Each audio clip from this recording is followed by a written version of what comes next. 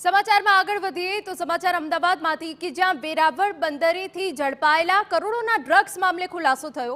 આરોપી ધર્મેન્દ્ર કશ્યપની પૂછપરછમાં ચોંકાવનારો ખુલાસો થયો। ડ્રગ્સનો જથ્થો ઓમાન બંદરેથી ચડાવવામાં આવ્યો હતો।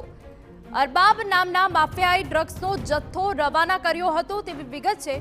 મુર્તુજા બ્લોચ વેરાવળ બંદરે નાલિયા ગોદીમાં પહોંચાડવાનો હતો આ જથ્થો લેવા મોકલનાર જોડિયાનો ઇશાક હાલ દક્ષિણ આફ્રિકામાં છે। દક્ષિણ આફ્રિકામાં બેઠા બેઠા ઇશાક લોકેશન મોકલી સૂચના આપતો હતો તેવી વિગતો છે। મોર્ફિન, હેરોઇન અને કોકેઇન ડ્રગ્સનો જથ્થો ઝડપાયો છે। સંવાદદાતા યુનુસ ગાઝી વધુ વિગત આપી રહ્યા છે। યુનુસ, પૂરી વિગત। હિના, જે રીતે કરોડો રૂપિયાના ડ્રગ્સ સાથે ઝડપાયેલા આરોપીઓની અલગ અલગ રીતે પૂછપરછ કરવામાં આવી છે, તેમાં ધર્મેન્દ્ર કશ્યપ નામનો જે ટંડેલ છે તેની પૂછપરછમાં ખુલાસો થયો છે કે જેને ડ્રગ્સનું કન્સાઇનમેન્ટ તેને અરબાબ નામના માફિયા દ્વારા મોકલવામાં આવ્યું હતું। મુર્તઝા બલોચ નામનો જે ઈસમ હતો તે આ ડ્રગ્સનો જથ્થો ચડાવવામાં આવ્યો હતો અને તેને 50,000 એક પાર્સલની લેવડ દેવડ થઈ હતી, તો 50,000 આપવાના વાત કરવામાં આવી હતી। આ સમગ્ર મામલે ધર્મેન્દ્ર કશ્યપની પૂછપરછમાં અરબાબ અને મુર્તુઝા બલોચનો ખુલાસો થયો છે।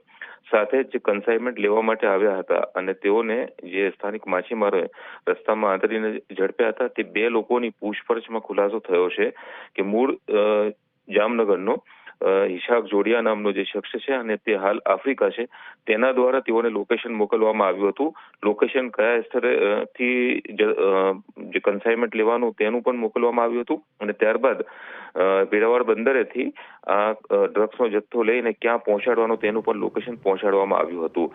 હાલ આ સમગ્ર મામલે જે ગીર સોમનાથ પોલીસ તપાસ કરી રહી છે અને જે વિદેશના નામો ખુલ્યા છે તેની વધુ તપાસ કરવામાં આવી રહી છે। તેઓની સાથે કોણ કોણ સંકળાયેલું હતું અને ભૂતકાળની અંદર આ જે દક્ષિણ આફ્રિકામાં બેઠેલા ઇશાક તથા ઓમાન બંદરેથી જે જથ્થો મોકલનાર છે અરબાબ નામના શખ્સ દ્વારા અત્યાર સુધી કેટલો જથ્થો મોકલ્યો છે અને ક્યાં ક્યાં રવાના કર્યો છે તે દિશામાં પણ તપાસ શરૂ કરવામાં આવી છે।